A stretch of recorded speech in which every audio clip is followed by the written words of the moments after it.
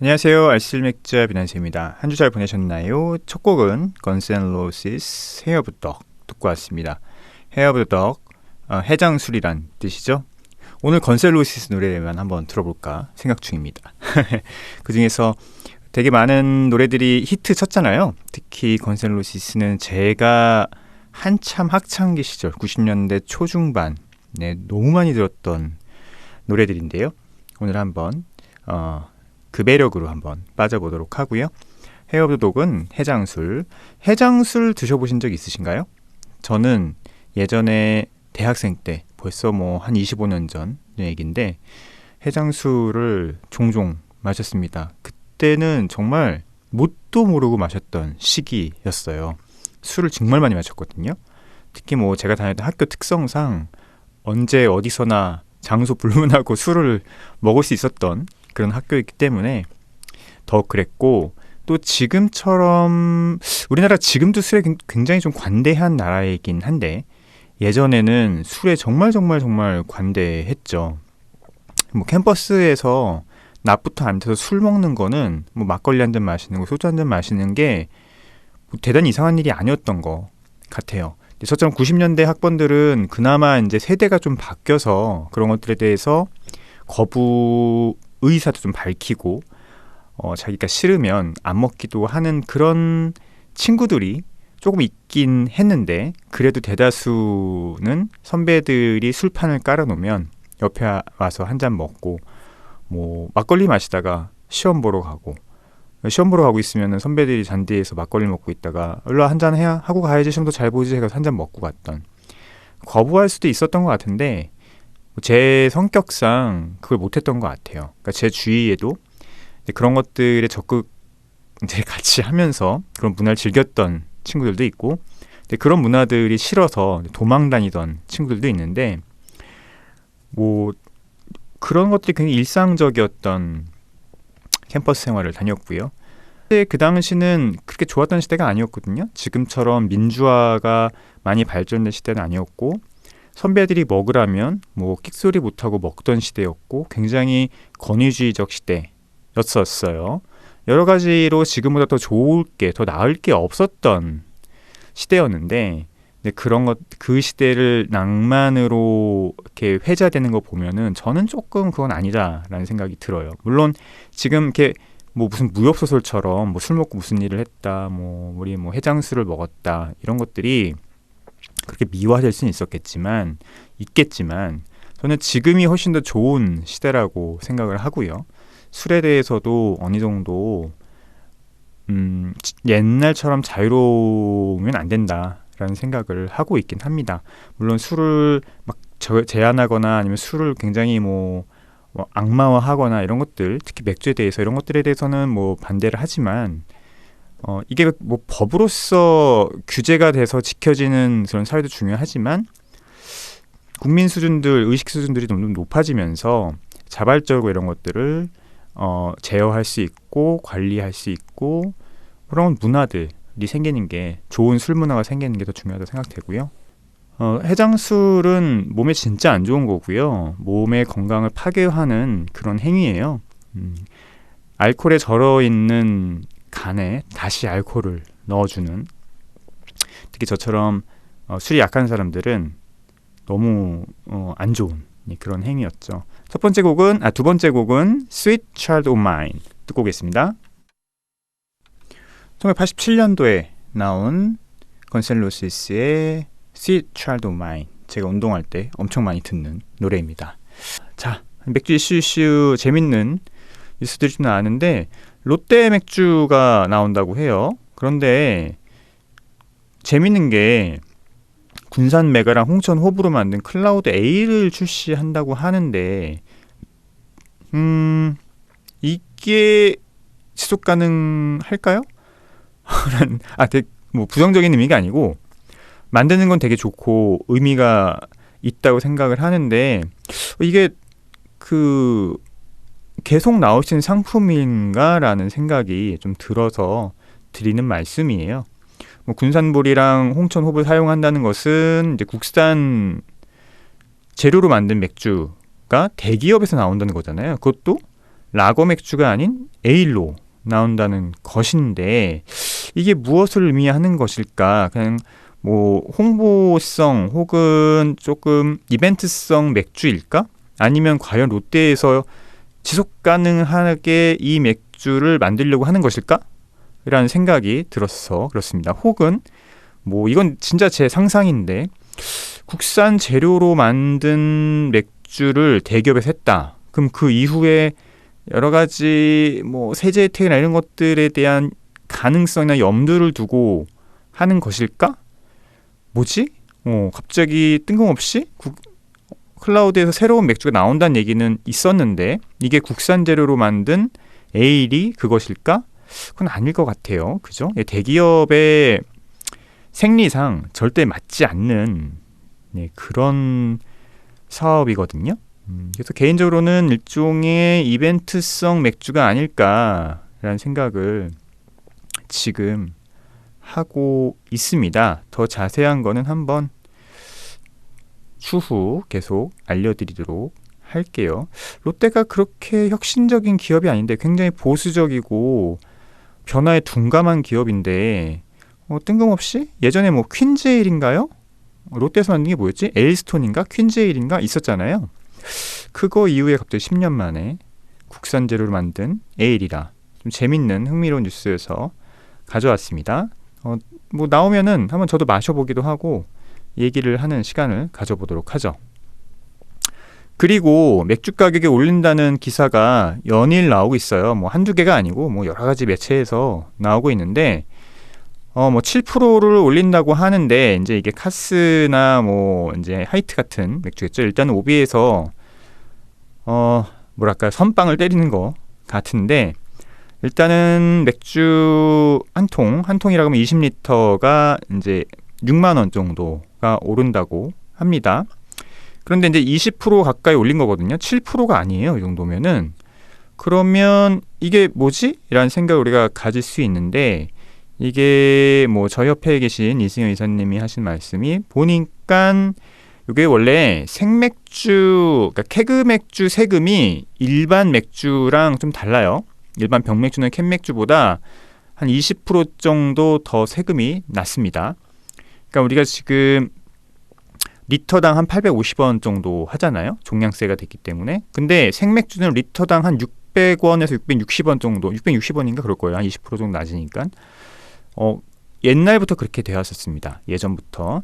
근데 이게 종량세가 되면서 이걸 올렸어야 되는데 이제 물가 부담이 있으니까 특히 뭐 생맥주는 진짜 서민들이 먹는 맥주잖아요. 서민들이라는 계급적 표현을 제가 별로 안 좋아하긴 하는데 어쨌든 일반 사람들이 대중들이 편하게 마시는 맥주가 이 뭐 카스나 뭐 하이트 같은 생맥주인데 이걸 못 올렸단 말이에요. 물가 부담도 있고 갑자기 올려버리면은 일반 이런 것들을 파는 일반 음식점에서의 또 물가 부담 이걸 만약에 맥주 한 병에 4,000원에 팔았는데 이걸 세금 올려버리면 5,000원에 6,000원에 팔아야 되기 때문에 한 번에 그러면은 뭐 반발도 있을 것이고 여러 가지를 고려해서 계속 유예를 했습니다. 그러다가 이번에는 아마 실행을 하는 것 같아요. 나라에 이제 돈이 없잖아요. 나라에 돈이 없습니다. 지금 곳간이 텅텅 비었어요. 그러다 보니까 뭐 일반 뭐 대중들 뭐 서민들 이런 거 고려하지 않고 그냥 다 올려버리는 것 같아요.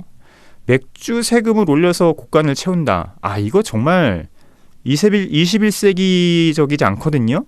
야, 이게 말이 되나라는 생각이 드는데 어쨌든 드디어 요거가 실행이 되는 것 같습니다. 그래서 맥주가 7% 올리니까 도매가가 20% 올린다고 지금 기사가 나왔는데 이거 좀 잘못된 거예요. 맥주 7% 올리는 것과 이 기회에 정부가 지금 세금을 그동안 이제 반영했어야 되지만 물가 때문에 잡고 있던 세금을 올린다는 겁니다. 그래서 도매가가 20% 이상이 된다는 거죠. 이거 괜히 도매상들 욕먹이는 기사예요. 그러니까 기자들이 제대로 조금 알고 기사를 써야 되는데 대부분 우리나라 기사들이 받아쓰기 기사를 하다 보니까 기자들이 하루에 30개씩 기사를 쓴대요. 제정신이 아닌 것 같아요. 어떻게 기사를 30개를 하루에 쓰죠? 그러니까 막 갖다 베껴 쓰고 붙여 쓰기 하고 이게 기자인지 뭔지 잘 모르겠어요. 그냥 정보 전달자인지. 저는 요즘 기자 안 그런 기자분들도 있지만 이런 기사를 보면은 그냥 정보 전달자라는 생각이 드는데 어쨌든 세금 올라가는 부분이 그냥 반영돼서 종량세 반영분이 이번에 반영되는 것 같습니다. 그렇다면 이거 물가에 분명히 반영이 될 거예요. 아니 물가 잡는다고 지금 이자율을 잡고 있는데 이렇게 물가를 올려버리면 어떻게 하라는 얘기인지 정말 이해가 안 되고요.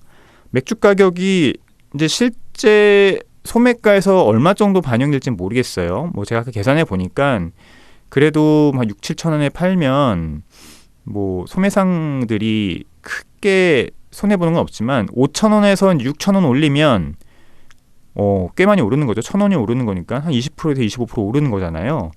그랬을 경우에 과연 매출이 어떻게 될지, 소비 시장이 어떻게 될지 분명히 안 먹을 가능성이 높긴 하겠죠. 그리고 아마 생맥주보다는 뭐 병맥주를 마실 수도 있거나 아니면은 이제 안 먹고 집에서 그냥 편의점 4캔 만원짜리 맥주를 마실 가능성도 있을 것 같습니다.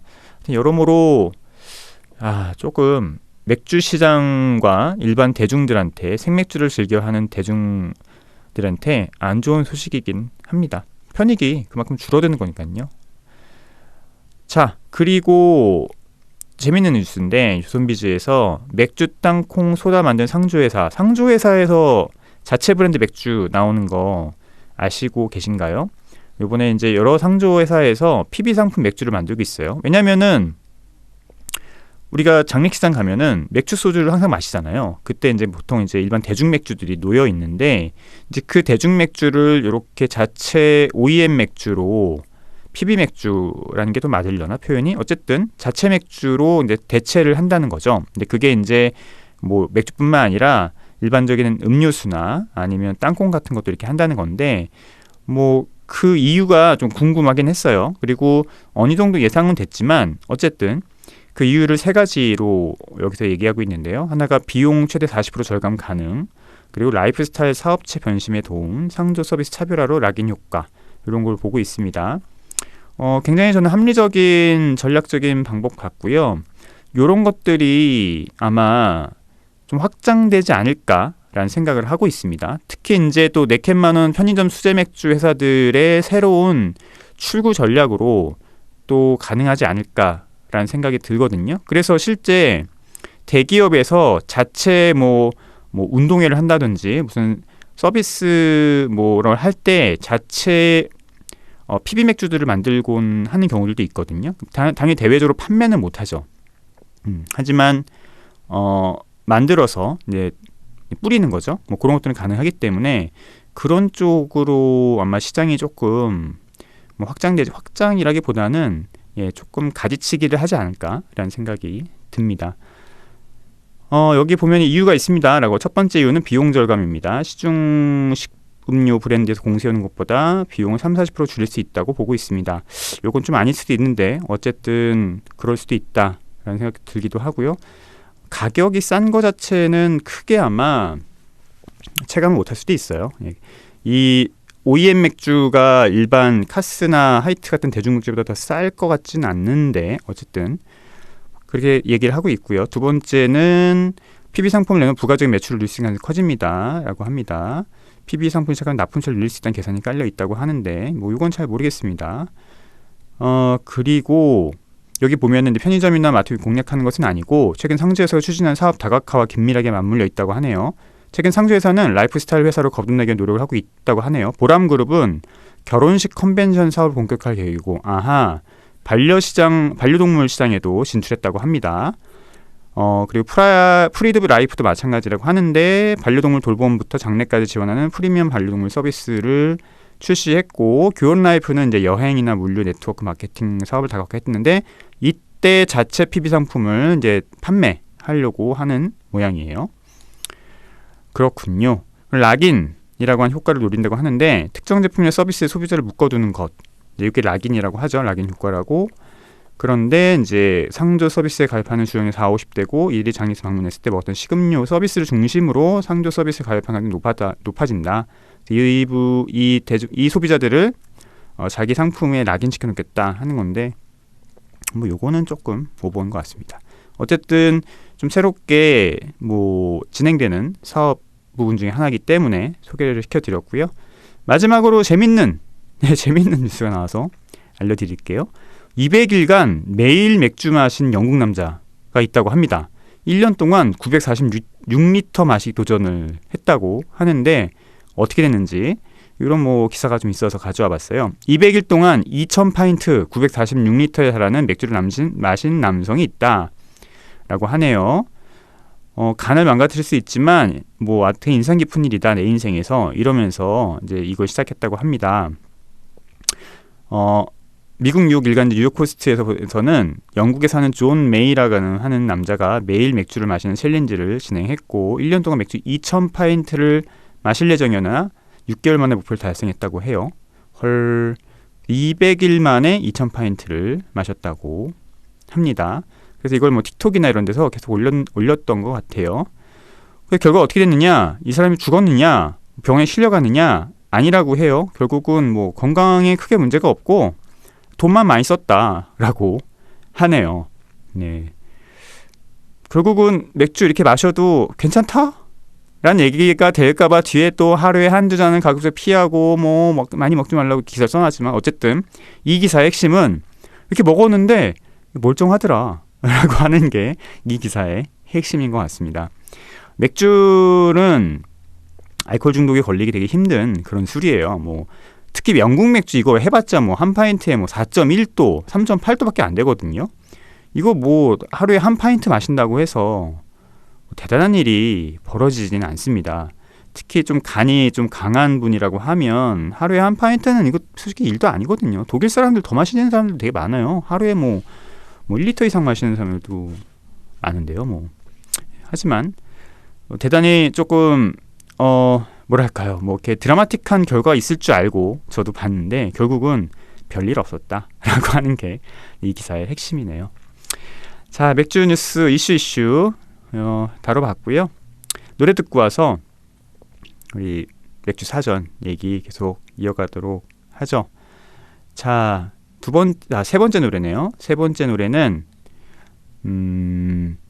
파라다이스 시티 듣고 와서 한번 계속 이야기를 나눠보도록 하겠습니다. 건센로시스 파라다이스 시티.